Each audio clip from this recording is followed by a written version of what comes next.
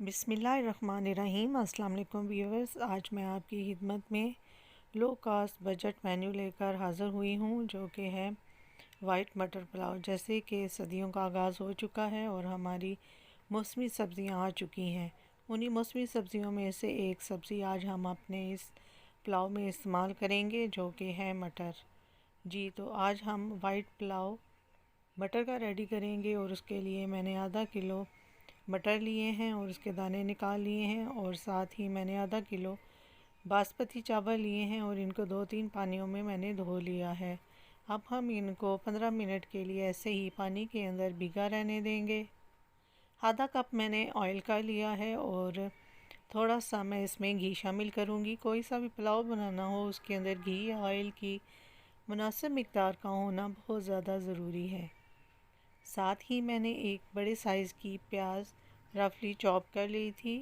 प्याज को हमने 1 से 2 मिनट के लिए फ्राई करना है। इसको डार्क कलर हमने नहीं देना, क्योंकि हम अपना वाइट पुलाव रेडी कर रहे हैं।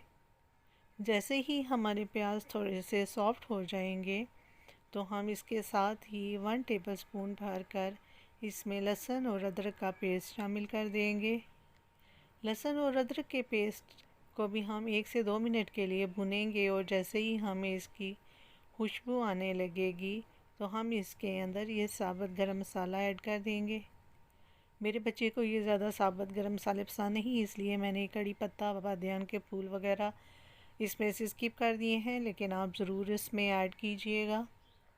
और साथ ही अब हम इसमें मटर शामिल कर देंगे और हम मटर थोड़ी देर के लिए इसमें भूनेंगे। जैसे ही मटर हमारे भुन जाएंगे, तो चंद और मसाला जात हम इसके अंदर ऐड करेंगे। 1 टेबलस्पून इसमें मैंने खुश्क धनिया पाउडर ऐड किया है और 2 टेबलस्पून नमक है। क्योंकि मैंने आधा किलो चावल लिए हैं, इसलिए इसमें मैंने 2 टेबलस्पून नमक शामिल किया है, और 1 बड़ी चम्मच भर कर इसमें मैंने फेंटी हुई दही शामिल की है। क्योंकि हम अपना वाइट पुलाव रेडी कर रहे हैं, इसलिए मैंने इसमें दही ऐड की है। आप मलाई भी ऐड कर सकते हैं। अब हम इसको थोड़ी देर के लिए कवर करके रख देंगे, ताकि हमारे मटर अच्छे तरीके से सॉफ़्ट हो जाएं। जैसे ही दही का पानी खुश्क हो जाएगा, हम इसके अंदर रफली चॉप की हुई हरी मिर्चें शामिल कर देंगे। इसमें हमने किसी किस्म की कुटी हुई लाल मिर्च या बिरयानी मसाला वगैरह ऐड नहीं करना। और 4 कप पानी के मैंने इसमें भर के डाल दिए हैं। क्योंकि मैंने आधा किलो चावल लिए थे, उस तनासब से मैंने पानी का इस्तेमाल किया है। अगर आपका चावल नया है तो आप कम पानी की मिकदार डालिएगा, अगर पुराना है तो डबल मिकदार में आप पानी डालेंगे। साथ ही जैसे ही पानी में उबाल आ जाएगा, हम इसमें अपना एक सीक्रेट इंग्रेडिएंट चिकन पाउडर पानी के अंदर हल करके शामिल कर देंगे, और दोबारा से हम ढक्कन लगा देंगे।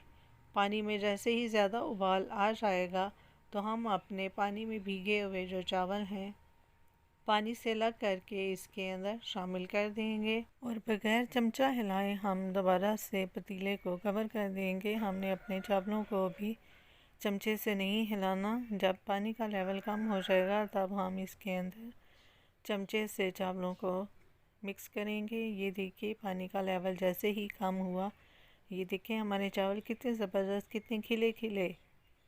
वाइट और ग्रीन का कॉम्बिनेशन हमारे पुलाव के अंदर कितना ज़बरदस्त लग रहा है। अब हम इसके अंदर एक और चीज़ शामिल करेंगे। जी, मेरे पास पकी हुई गोभी मौजूद थी घर में, तो वो भी मैं इसके अंदर ऐड करने लगी हूँ। हमारे पुलाव का टेस्ट बिल्कुल भी इससे ख़राब नहीं होगा। मैं अक्सर बची हुई सब्ज़ियाँ या वाइट चने, चिकन का सालन वगैरह पड़ा हो, तो जब कभी मैं पुलाव बनाती हूँ तो वो मैं इसके अंदर ऐड कर देती हूँ। तो ये मेरे पास थोड़ी सी गोभी पकी हुई पड़ी थी, तो वो मैं इसके अंदर शामिल कर रही हूँ।